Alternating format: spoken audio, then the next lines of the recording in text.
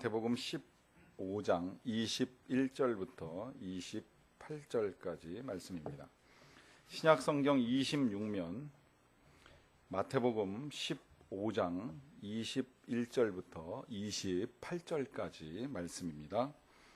이 계시의 말씀을 제가 받들어 읽어드릴 때 살아계신 하나님의 음성을 들으실 수 있기를 바랍니다.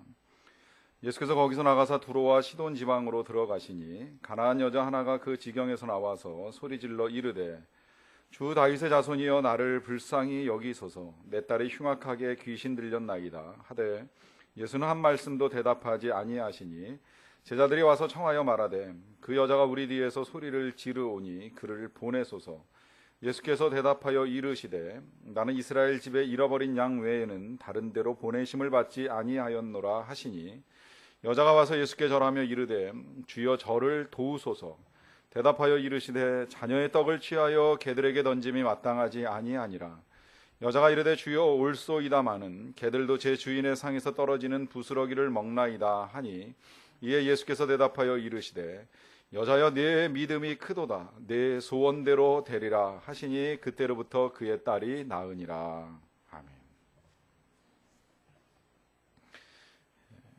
기독교 최초의 선교사라고 할 수 있는 사도 바울이 2차 선교 여행을 떠날 때에 개인적인 계획을 가지고 있었습니다. 그의 계획은 선교를 출발하는 안디옥 교회로부터 시작을 해서 동편으로 이동을 하면서 복음을 전하려고 하는 계획이었습니다. 기도하는 중에 그 계획대로 일이 진행되기를 소원을 했지만 하나님께서는 환상 중에 그에게 마게도냐 사람을 보여주셨습니다. 마게도냐인의 복장을 한 사람을 보여주심으로 또 그 마게도냐 사람이 건너와서 우리를 도우라고 하는 손짓의 환상을 보여주므로 바울은 계획을 변경하고 동쪽으로 가려던 계획을 이제 서쪽으로 진행시켜 나가게 됩니다. 그리하여서 복음이 이제 유럽으로 그 발길을 전환을 하게 됩니다. 바울은 하나님의 뜻을 따랐고 그렇게 해서 이 마게도냐 지역에 제일 처음에 도착하게 된 곳이 빌립보라고 하는 성이었습니다. 거기서 하나님이 보내셨다라고 하는 확신을 가지고 복음을 전하는 중에 귀신 들린 여자 하나, 아이 하나를 만납니다. 능력 가운데 그 아이를 고쳐주고 귀신을 떠나가게 해 주었습니다. 그런데 이 일로 말미암아 그 여자아이를 통해서 돈을 벌어들이던 그 여자아이를 종으로 부리던 주인이 이 바울을 고발을 해서 감옥에 들어가게 만든 것입니다. 그 이후에 사도 바울은 갇히게 되었습니다. 선교의 발길이 멈추었고 더 이상 선교를 진행해 나가려도 나갈 수 없는 옥에 갇힌 신세가 되어버리고 말았습니다. 분명히 기도하면서 하나님의 일을 진행했습니다. 또 하나님이 도와주시기를 소망하였고 이건 전적으로 하나님의 일입니다. 그럼에도 불구하고 그의 길은 방향이 바뀌었고 방향이 바뀌었을 뿐만 아니라 이제는 중단되고 갇히는 일을 통해서 더 이상은 아무것도 할 수 없는 것처럼 보이는 상황에 놓이게 되었습니다. 만약에 여러분들이 기도하시면서 또 믿음을 가지고 살아가시면서 이러한 일들에 직면하게 된다면 이러한 상황들을 어떻게 받아들이실 수 있겠습니까? 예수님은 두로와 시돈 지방으로 들어가시게 되었는데 가나안 여자 한 사람이 나와서 예수님께 소리를 질렀습니다. 여기서 가나안 여자라고 하는 표현을 쓰는 것은 그 여인이 유대인이 아니라 이방 여인이라고 하는 것을 말합니다. 이방 여인이라고 하는 것은 하나님을 믿지 않는 사람이라고도 할 수가 있습니다. 이 여인은 절박한 심령을 가지고 예수님께 나왔습니다. 나와서 예수님의 도우심을 간절한 마음으로 이렇게 구합니다. 주 다윗의 자손이여 나를 불쌍히 여기소서 내 딸이 흉악하게 귀신이 들렸나이다. 어느 정도인지는 우리가 다 알 수는 없지만 흉악한 귀신이라고 하는 표현으로 봐서는 아무래도 좀 심한 질병에 걸려 있거나 아니면 이 여자아이를 몹시도 괴롭히고 있는 아주 악한 영에 사로잡혀서 고통스러운 시간을 보내고 있으리라고 여겨집니다. 그런데 그러한 딸을 위해서 예수님께 나온 이 여인은 내 딸을 불쌍히 여겨달라고 하는 고백을 드리는 것이 아니라 이제 나를 불쌍히 여겨달라고 하는 고백으로 예수님 앞에 나아갑니다. 고통은 자녀가 받고 있지만 그러나 그 고통이 자녀만의 고통이 아니라고 하는 사실을 우리가 알 수 있습니다. 이건 우리가 일반적으로 겪어 나가는 일입니다. 여러분 때때로 가족 중에 누구가 아프게 되면 그의 아픔이 그 사람만의 아픔이 아닌 일들이 우리에겐 많이 벌어집니다. 부모님이 편찮으신 것도 자녀의 마음에 근심이 되고 특히 어린 자녀가 병에 들게 되면 그의 부모는 그 어린 자녀 못지 아니한 고통에 빠지게 됩니다.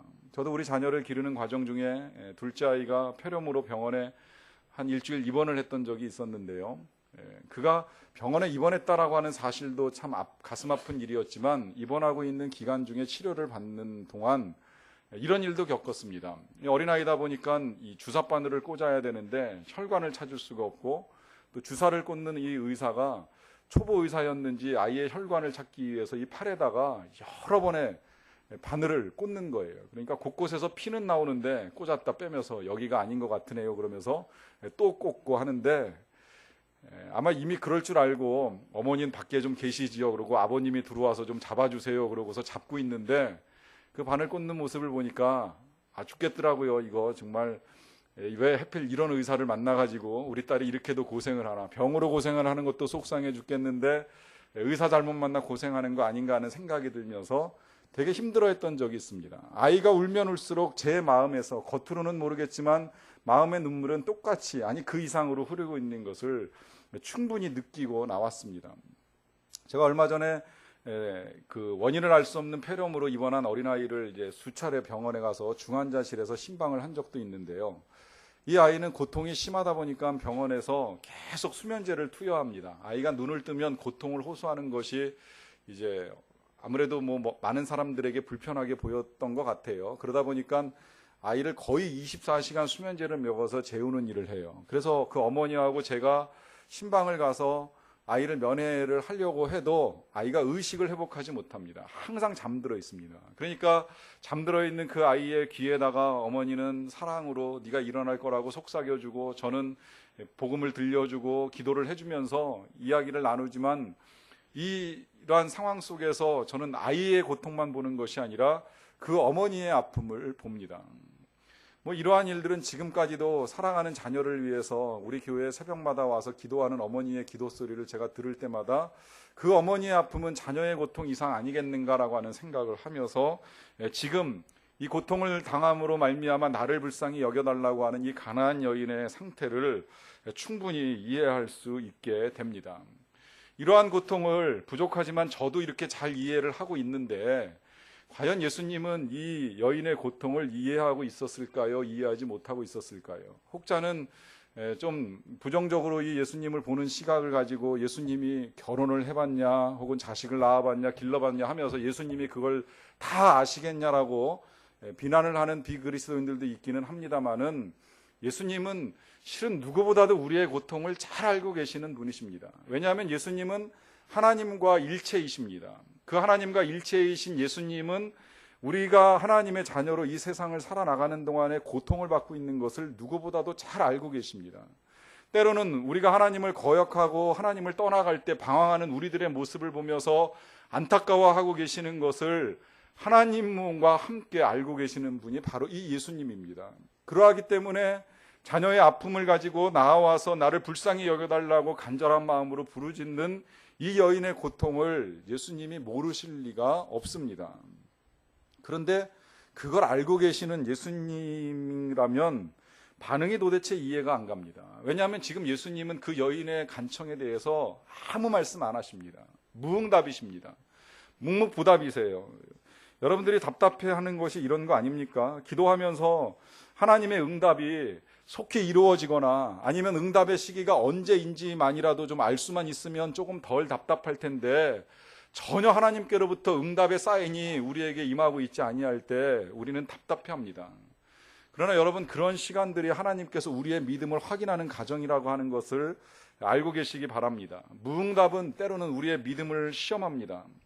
믿음이 연약하다면 하나님의 무응답을 경험하면서 신이 없다고 속단을 하거나 신이 계시다고 할지라도 나 같은 인생에게 별로 관심이 없다고 하면서 기도를 접습니다. 그러나 진정으로 믿음을 가진 사람은 무응답을 통해서 소망이 더욱 간절해집니다. 응답이 될 때까지 하나님께 매달리는 믿음을 보여줍니다. 그러하기에 이 여자가 예수님을 계속 따라오면서 소리를 지릅니다. 그러다 보니까 그 소리를 듣는 것을 못마땅하게 여겼는지 제자들이 중간에 끼어들어서 예수님에게 이렇게 말씀을 드립니다. 그 여자가 우리 뒤에서 소리를 지르오니 그를 보내소서. 제자들이 이렇게 말을 하는 것은 빨리 거절하고 돌려보내라고 하는 의미라고 여겨지진 않습니다. 빨리 응답해 주시고 떠나게 하라는 의미로 해석하는 것이 좋겠습니다. 그러나 이것은 제자들이 그 여인을 불쌍해서 고쳐달라고 하기보다는 귀찮아서 내쫓는 거 아닌가 하는 그런 느낌을 받게 됩니다. 왜냐하면 제자들은 때때로 사람들이 너무 많이 몰려오거나 혹은 어린아이들이 예수님에게 축복받기 위해서 가까이 오는 것을 싫어했기 때문입니다. 그러하기 때문에 유대인도 아닌 이 이방 여인, 가나안 여인이 자꾸 쫓아오면서 예수님에게 소리를 지르고 고쳐달라고 하니까 아마 이런 생각 같지 않았겠습니까? 그거 귀찮은데 좀 빨리 고쳐주시지요. 우리가 예수님 능력 알고 있습니다. 이미 예수님께서 많은 병자들을 고쳐오신 것을 지금까지 봐왔는데 이 여인도 기왕이면 좀 빨리 고쳐주시고 돌려보내는 것이 좋지 않겠습니까? 이런 제안을 했다고 볼 수 있습니다. 그런데 제자들이 이런 제안을 했을 때 예수님께서 이렇게 대답을 하십니다. 나는 이스라엘 집에 잃어버린 양 외에는 다른 데로 보내심을 받지 아니하였노라. 예수님이 이 순간에 예수님답지 않게 지금 선을 그으셨어요. 이스라엘 집의 어린 양이라고 하는 것은 나는 유대인들 외에는 다른 데로 이방인에게로 보내심을 받지 아니하였다라고 하면서 그 여인이 유대인도 아닌데 내가 왜 고쳐줘야 되겠느냐라고 하면서 이런 여인까지 돌볼 필요는 없다라고 하는 의미로 대답을 하셨습니다. 아마 이 말씀을 이 여인도 들었던 것 같아요. 그러니까 이 여인이 다시금 예수님 앞에 절하면서 엎드려서 또다시 이렇게 간청을 합니다. 주여 저를 도우소서. 그러한 여인의 간청을 듣고 예수님이 하시는 대답이 이런 대답이었습니다. 자녀의 떡을 취하여 개들에게 던짐이 마땅하지 아니하니라. 그래요.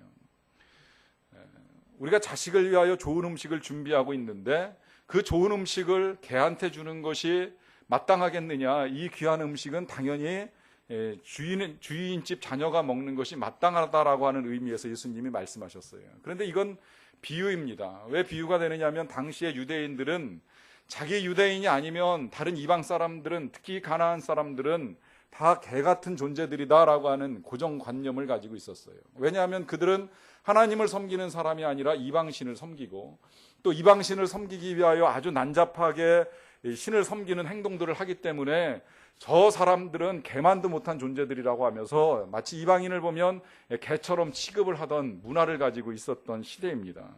그러하기 때문에 예수님께서 자녀의 떡, 내 자녀와 같은 이 유대인들에게 줄 하나님의 은혜와 능력을 가지고 이 이방 여인, 개 같은 여인에게 주는 것이 과연 마땅하겠느냐라고 하면서 아주 과격한 표현을 하고 계십니다. 여러분 좀 이상하지 않습니까? 예수님이 이런 분이 아니시잖아요. 원래 예수님은 누구라도 외면하는 분이 절대 아니십니다. 간밤에 예수님을 찾아온 니고데모가 있습니다. 그가 찾아왔을 때 이 밤중에 웬일이냐고 말씀하지 아니하시고 그가 하는 질문 하나하나에 다 상세하게 답변을 해주셨던 예수님입니다. 또 사람들은 외면할지라도 그 예수님은 홀로 외로울 것을 알고 계신 그 삭개오를 찾아가서 그에게 친구가 되어주고 그의 집에 머물면서 그와 함께 하셨던 예수님입니다. 심지어 많은 사람들이 어울리는 자리에 함께 있을 수가 없어서 한낮에 물 길러 나온 사마리아 여인도 일부러 찾아가셔서 물을 좀 달라고 하면서 그가 관심 갖는 주제를 가지고 하늘나라를 설명하셨던 분이 예수님입니다. 예수님이 만났던 사람들 중에는 유대인도 많지만 가나안 사람 아니면 로마의 백부장도 있었고 여러 이방인들이 있었던 것을 우리가 보게 됩니다. 그런데 오늘 그 이방인을 향하여 예수님이 이런 표현을 사용하시는 것을 보면 도대체 과연 예수님께서 왜 이런 질문을 왜 이런 말씀을 하시는가 하는 생각이 듭니다. 그런데 더욱 놀라운 건 예수님이 이런 표현을 사용하셨음에도 불구하고 이 여인이 이렇게 예수님께 대답을 합니다. 주여 옳습니다. 주여 옳소이다마는 개들도 제 주인의 상에서 떨어지는 부스러기를 먹나이다 라고 하면서 맛있는 음식, 훌륭한 음식이 아닐지라도 남은 찌꺼기 음식을 개가 먹는 것처럼 나에게도 그런 은혜가 좀 있었으면 어떻겠습니까? 라고 하는 말씀으로 다시 한번 예수님께 말씀을 드립니다. 그때 예수님이 대답을 하십니다. 여자여 내 믿음이 크도다 내 소원대로 되리라. 이 말씀과 함께 그때부터 그의 딸의 병이 나았다고 말씀을 합니다. 여러분 왜 이런 대화가 지금 예수님과 이 여인 사이에서 오고 가고 있는 것일까요? 너는 개 같다. 그리고 그러한 존재에게 내가 은혜를 베풀 수 없다. 예수님 맞습니다. 개라고 해도 좋습니다. 고쳐만 주십시오. 그러니 예수님이 알겠다. 그럼 가거라. 이런 식의 대화가 진행됩니다. 왜 그럴까요? 여러분, 우리의 몸과 마음이 상할 때 하나님이 은혜를 베푸시는 건 틀림이 없습니다. 우린 주님께 나아가야 됩니다. 그런데 우리가 주님께 나아갈 때 주님께서 원하시는 것이 한 가지가 있습니다. 그것은 바로 믿음이라고 하는 것입니다. 저수지에 물이 가득 차 있습니다. 그리고 농경지에 논이에 물이 메말라가고 있습니다. 며칠 계속되는 가뭄에 의해서 더 이상 그냥 그대로 방치했다가는 이 농작물을 추수할 수가 없는 상황에 놓일 수가 있습니다. 여러분, 어떻게 해야 됩니까? 그 저수지에서 물을 끌어다가 논에다가 대야 합니다. 아무리 하나님의 능력이 충만하고 하나님이 은혜를 베풀어 주시고 싶으셔도, 또 우리의 영혼이 고통스럽고 우리의 육신이 질병 가운데 놓여 있다 할지라도 이 저수지에 있는 물을 논에 연결시키는 것처럼 하나님의 은혜와 능력을 우리의 믿음으로 연결시키지 아니하면 절대 하나님의 은혜가 우리 가운데 임하는 것을 볼 수가 없습니다. 그러하기 때문에 하나님께서는 그 은혜와 능력을 베푸시기 전에 먼저 우리의 믿음을 보기를 원하십니다. 우리의 믿음이 드러나기를 원하고 계십니다. 때로는 이 믿음을 믿지요라고 소극적으로 말하는 수준에 머무는 것을 원하지 아니하실 때가 있습니다. 정말 우리의 입술로 표현하고 우리의 행동으로 순종하는 것을 보고 싶어 하실 때가 있습니다. 그래서 백부장이 하인의 병으로 인하여 예수님을 찾아오신 적이 있습니다. 내 하인의 질병을 고쳐달라고 로마의 백부장이 하인을 위하여 예수님을 찾아왔을 때 예수님이 이렇게 그 백부장에게 말씀하셨습니다. 내가 가서 고쳐주리라. 그러자 백부장이 거절을 합니다. 아니, 오셔도 됩니다. 그냥 여기서 말씀만 하셔도 내 하인의 병이 낫겠나이다라고 말씀을 드렸습니다. 그때 예수님이 칭찬을 하지요. 내가 이스라엘에서 이만큼 큰 믿음을 본 적이 없노라라고 하면서 네 믿음대로 될지어다 선포하시고 그 즉시로 집에 있었던 하인의 질병이 깨끗하게 나음을 입었습니다. 왜 그럴까요? 믿음 때문입니다. 예수님은 이 백부장의 믿음을 아신 거예요. 이 백부장의 내면에 담겨 있었던 믿음이 세상에 드러나기를 원했습니다. 유대인들이 좀 보기를 원했습니다. 하나님을 믿는다고 하면서 정작 믿음 없는 행동을 하며 살아왔던 유대인들로 하여금 진짜 믿음이 무엇인가, 예수님이 우리의 집에 오시지 아니하실지라도 여기서 말씀하시면 능히 기적이 일어날 것이라고 믿는 그 믿음이 드러나기를 원하셨습니다. 그러하기 때문에 일부러 내가 가서 고쳐주리라 말씀하시면서 백부장의 믿음이 노출되기를 원하셨습니다. 오늘 이 여인의 경우도 마찬가지입니다. 이미 예수님은 이 여인의 믿음이 보통 믿음이 아닌 것을 어느 정도 알고 계셨습니다. 사실 이 여인의 표현 보면 그렇습니다. 이 여인이 예수님을 찾아와서 그래요. 주 다윗의 자손이요. 예수님을 찾아 나오는 사람들 중에 예수님에게 선생님이라고 하는 호칭을 사용하는 사람들이 있습니다. 또 주님이라고 하는 호칭 정도를 사용하는 사람도 있습니다. 그러나 주 다윗의 자손이여라고 하는 이 표현을 사용하는 것은 이 여인이 비록 가나안 여인이지만 언젠가는 그 다윗의 혈통에서 메시아가 날 것이라고 하는 유대인들의 믿음을 이 여인도 갖고 있었던 것입니다. 그러니까 다윗의 자손으로 오신 메시아 예수여, 제발 좀 나를 불쌍히 여겨주시고 내 딸을 고쳐주옵소서라고 하는 이 말 속에서 벌써 예수님은 보신 거예요. 이 여인이 믿음을 가진 여인이구나. 그러면 바로 고쳐줬으면 좋겠는데 예수님이 바로 고치시지 아니하시고 자녀의 떡을 취하여 개에게 던짐이 마땅치 아니하다라고 하면서 이 여인의 요청을 1차 거절을 합니다.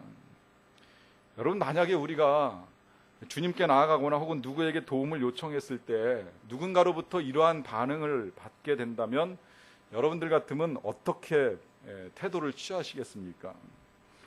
존 비비어 목사님이 최근에 쓰신 은혜라고 하는 제목의 책에서 이 부분을 이렇게 해석을 하십니다. 웬만한 우리라면 좌절이나 상처나 분노를 느끼며 그쯤에서 포기했을 것이다. 딸의 목숨을 빌었다가 무시당한 꼴이었다. 이 말씀을 어떻게 해석하던 간에 그분이 여자를 개라고 칭하신 것만은 분명하다. 여자는 모욕을 느끼고 그분을 인종주의자라고 비난하고 획 돌아서 가버릴 수도 있었다. 저는 맞다고 생각을 합니다. 요즘에는요, 사람들이 기분 나쁘면 천국도 안 간다는 말이 있습니다. 교회 나와서 뭔가 맘상한 일 있으면 그날로 그냥 끝내버린다는 거예요. 전 실제로 그런 일 본 적 있습니다. 제가 소망교회에서 부목사로 사역을 할 때 부목사로 가장 많이 하는 일이 주일날 보통 3번의 안내를 합니다. 안내를 하면서 가장 주된 업무는 어린아이를 데리고 본당에 들어가는 사람을 막아서는 일입니다. 절대 소망교회 본당에는 어린아이가 들어갈 수가 없습니다. 우리 교회는 제가 이제 그러한 문제가 야기될까봐 이 짧은 40평도 안 되는 본당 안에 일부러 잠옷이를 본당을 볼 수 있게 만들어 놓았어요. 그런데 가끔 손님으로 오시는 분들이 아이를 데리고 교회의 본당으로 들어가려고 하는 분들이 계십니다. 특히 어쩌다 한번 교회를 찾아오게 되면 말로만 듣던 소망교회, 대통령이 나왔다는 소망교회 본당이 이렇게 생겼다라고 하면서 그 본당을 보여주기 위해서 일부러 아이를 데리고 들어가시는 분들이 있습니다. 미안하지만 그분들을 막아설 수밖에 없습니다. 막아서서도 이제 말을 잘해야 돼요. 이걸 제가 후배 목사들이나 아니면 권사회 담당할 때 안내하시는 분들한테 자주 부탁을 드리는데, 본당에 들어갈 수 없습니다 그러면 본당만 안 들어가는 것이 아니라 그냥 아예 교회를 떠나서 그런 분들은 집으로 바로 가십니다. 그러니까 이제 그런 분들 만나면 지하 1층에서 예배 드리실 수 있습니다 이렇게 말씀을 드리거든요. 근데 그것도 기분이 나빠서 돌아가는 사람들이 있다는 거예요. 내가 본당에서 예배 드리고 싶어서 왔는데 왜 못 들어가게 하느냐 이거죠. 기분 나빠서 예배 못 드리겠다 그러고 그냥 돌아갑니다. 심지어 주차장에서도요, 차 한 대 자리 나가지고 2대가 동시에 머리를 맞대게 되면 네가 먼저 왔네, 내가 먼저 왔네, 내가 저기서부터 보고 지금 돌아오는 길이네 그러고 싸우다가 끝끝내 그 자리를 빼앗기게 되면 그 사람 어디 가서 주차하는지 아시죠? 자기 집에 가서 그날 주차합니다. 그리고 더 이상 예배 안 드립니다. 여러분, 기분 나쁘면 싫다는 거예요. 내가 아무리 은혜 받고 싶어 왔어도 기분 나쁘면 돌아갈 수밖에 없다는 거예요. 지금 여러분, 이 여인이 이런 모욕을 당했습니다. 도대체 들을 수 없는 욕을 들은 거예요. 아무리 유대인들이 이방인을 그렇게 생각한다는 것까지 알고 있었지만 그럴지라도 그걸 예수님께서, 자비와 사랑을 외치셨던 예수님께서 이렇게까지 표현하시는 것을 들으면 당연히 기분 나빠서 돌아가겠지요. 아니면 맞부터 욕을 하든지 했겠지요. 근데 이 여인이 다른 반응을 보입니다. 여인은 쉽게 돌아서지 않았습니다. 예수님이 이거 알고 계신 거예요. 만약에 예수님 이거 모르고서 그냥 이렇게 말씀하셨는데 이 여자가 확 욕을 하고서 그냥 간다고 생각을 해보세요. 예수님 얼마나 민망했겠어요. 이 많은 제자들 앞에서. 여러분, 주의 종도 많은 사람들 앞에서 누구하고 싸우면 민망해서 목회하기 쉽지 않을 텐데, 예수님이 이 여자 때문에 욕먹고 이 여자가 그냥 가버렸다면 그 제자들 앞에서 멋쩍어 하는 이 예수님 모습 상상해도 이해가 안 되잖아요. 그런데 이 여인이 그런 반응을 보이지 않을 것을 예수님이 아신 거예요. 그러니까 이 여인이 올소이다마는 자녀의 떡을 취하여 개에게 주는 것이 있을 수 있다라고 말씀을 드리니까 그때 예수님이 선포하시잖아요. 여자여, 내 믿음이 크도다 그래요. 이 내 믿음이 크도다라고 하는 이 표현이 헬라어로 메갈레 피스티스라고 표현을 합니다. 이 피스티스가 믿음이고요. 메갈레라고 하는 건 그냥 우리가 쉽게 아는 대로 메가톤급이라고 보시면 돼요. 내 믿음이 어마어마하다는 거예요. 거대한 믿음이구나. 정말 굉장한 믿음을 가지고 있구나라고 하면서 칭찬을 합니다. 여러분, 이 믿음이라고 하는 건 우리의 신분하고 상관이 없습니다. 아니, 때로는 이 믿음이라고 하는 건 낮으면 낮을수록 훨씬 더 확실하게 드러날 수 있습니다. 예수님은 낮은 자에게서 오히려 더 많은 믿음을 찾고 계시는 것을 볼 수가 있습니다. 그래서 때로는 낮아지지 아니할 때는 사람을 낮추시는 일까지 하십니다. 들을 수 없는 표현까지 사용하시면서 이런 표현을 들으면서도 그 사람의 믿음이 과연 남아있는가라고 하는 것을 확인하실 때가 있습니다. 이 믿음 가운데 기적이 나타납니다. 그러하기 때문에 여러분, 믿음을 가지셔야만 됩니다. 이 믿음이라고 하는 건 결국 자기 자신이 주님 앞에서 아주 보잘것없는 존재인 것을 인정하는 것입니다. 하나님의 은혜가 아니면, 하나님의 도우심이 아니면 내가 살 수가 없습니다. 내가 고침받을 수도 없고 내 상함을 치료할 수도 없습니다라고 하는 절박한 심령을 가지고 나아가는 것입니다. 간절한 마음을 가지고 나아가는 것이 믿음입니다. 그런데 여기서 주의해야 될 것이 하나 있습니다. 그렇게 나아갔다가 응답이 없다고 돌아서면 안 돼요. 절대 포기하면 안 됩니다. 다시 또 나아가야 됩니다. 제가 지난주에 이런 책을 읽었어요. 도어 투 도어라고 하는 제목의 책인데요. 빌 포터라고 하는 사람의 전기입니다. 아마 이 책이 신문에 소개되었기 때문에 내용을 대충 알고 계시는 분도 계실 거예요. 날 때부터 내성마비 환자로 태어났습니다. 그러니까 처음부터 내성마비 환자였기 때문에 제대로 걷지도 못하고 제대로 손과 발을 사용하지를 못합니다. 이 사람이 지금 미국의 모 회사의 판매 왕이 되었습니다. 근데 그것도 뭐 일반 통신 판매나 아니면 뭐 인터넷 판매를 하는 사람이 아니라 방문 판매하는 일에 이름을 날리는 사람이 됐어요. 이 사람은 아침에 출근하기 위하여 4시 40분에 일어납니다. 몸을 씻고 준비하는 데만 한 3시간의 시간이 걸리기 때문에 그만큼 일찍 일어난다는 거예요. 그럼에도 불구하고 자신의 옷을 입는데 자신의 손으로 다 이 단추를 채울 수가 없기 때문에 7시 반에 집을 나서서 집 근처에 있는 호텔에 가서 약속된 그 호텔의 종업원을 만나가지고 그 종업원이 마지막 단추를 다 채워 주어야지만 이제 옷을 단장하고 출근해서 일을 시작한다는 겁니다. 어눌한 말과 어눌한 몸짓으로 매 집마다 방문을 해가지고 문을 두드리면서 이 물건을 소개하는 일을 하는데, 여러분들 그렇게 사람들이 찾아왔을 때의 반응이 어떤지를 우리가 다 잘 알고 있잖아요. 우리도 그런 사람들을 호의적으로 맞이하지 않지 않습니까? 뭐 우리가 전도를 해봐서도 알지만 전도를 할 때 가가호호 방문을 하면서 문을 두드리면 어서 오라고 하면서 환영을 해주는 사람이 없습니다. 근데 영업사원 중에도 역시 마찬가지죠. 가가호호 방문을 하면서 문을 두드릴 때 그걸 좋아할 사람이 어디 있겠습니까? 그게 우리나라가 아니라 미국이라도 별반 다르지 않으리라고 생각을 합니다. 그런데 매일 매시간 수십 개의 집들을 찾아다니면서 계속 초인종을 누르고 문을 열어주기를 기다리고 열어주면 제품을 소개하고 거절하면 또 다음 집으로 간다는 거예요. 근데 이 사람이 제가 감동을 받았던 건 바로 그 부분입니다. 다음 집으로 갈 때 이 사람의 머릿속엔 오직 한 가지만 생각을 한다는 겁니다. 다음 집에서는 물건을 팔 수 있을 거야. 지금까지 하루에 34개의 집에서 거절을 당했다고 할지라도 35번째 집을 찾아가면서 또 문을 두드리면서 이 사람의 머릿속에는 오직 한 가지 생각, 이 집에서는 물건을 팔 수 있을 거야. 그 생각으로 찾아가다가 단골이 형성이 되고 물건을 팔아주는 사람을 만나게 되면서 판매 왕에까지 오르게 된다는 거예요. 여러분, 이 사람은 지금 하나님을 믿는지 안 믿는지는 사실 그 책 속에서는 자세하게 드러나지 않아서 알 수는 없습니다. 그런데 절대 포기하지 않는 자세만큼은 분명하게 우리에게 보여줍니다. 물건 하나를 팔기 위해서도 절대 멈추질 않습니다. 끝까지 매달립니다. 그렇다면 여러분, 우리는 하나님을 믿고 나아갑니다. 하나님이 우리를 도와주실 것을 믿고 기도하는데 왜 한 번, 두 번 했다고 포기하겠습니까? 왜 서너 번 실패했다고 해서 멈추겠습니까?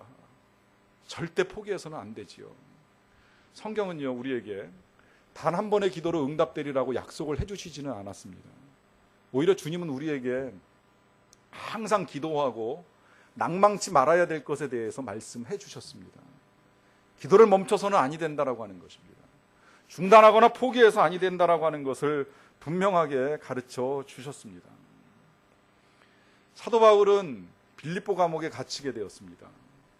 만약에 그가 감옥에 갇혀서 선교는 끝난 거야, 내가 뭔가 잘못 알고 있었던 것 같아, 난 그냥 동쪽으로 가는 것이 맞아, 내가 왜 서쪽으로 왔지, 내가 왜 귀신 들린 여자아이의 귀신을 내쫓아 주었지, 난 감옥에 갇혔으니까 더 이상 선교할 수 없어, 이렇게 말을 하고 선교 사역을 중단했다면 그 이후에 유럽 그리고 우리가 어떻게 구원을 받았을지 모르겠습니다. 그러나 사도 바울은 멈추지 아니하고 그 감옥 속에서 또다시 찬송합니다. 그리고 기도합니다. 무슨 일이 일어날지는 몰랐지만 찬송하고 기도하는 가운데 감옥 문이 열리고 그러고 간수가 찾아 들어오게 되었습니다. 그 간수에게 사도 바울이 복음을 전합니다. 간수가 예수를 믿고 그의 가족이 예수를 믿고 그의 가족이 세례를 받습니다. 그리고 빌립보 땅의 최초의 교회가 그렇게 세워지게 되었습니다. 여러분, 응답이 거절될 때 때때로 우리의 마음속에 하나님께로부터 우리가 버림받았다라고 하는 생각이 찾아 들어올 수도 있습니다. 여러분, 만약에 그런 생각이 찾아 들어온다면 하나님께 이렇게도 기도해 보십시오. 하나님, 왜 나를 버리십니까? 왜 내 기도에 응답하지 아니하시고 나를 외면하십니까? 여러분 이렇게 기도해 보십시오. 왜냐하면 예수님도 그렇게 기도하셨기 때문입니다. 예수님은 십자가에서 하나님께 버림을 받으실까 하여서 겟세마네 동산에서 밤이 맞도록 기도를 하셨습니다. 하나님이 들으신 것 같지가 않아요. 예수님은 잡히셨고 십자가에 매달리셨습니다. 육신이 상하고 마음의 고통을 겪으시면서 십자가에 매달리셨을 때 예수님이 하나님께 드린 기도가 바로 이 기도입니다. 나의 하나님, 나의 하나님, 어찌하여 나를 버리셨나이까.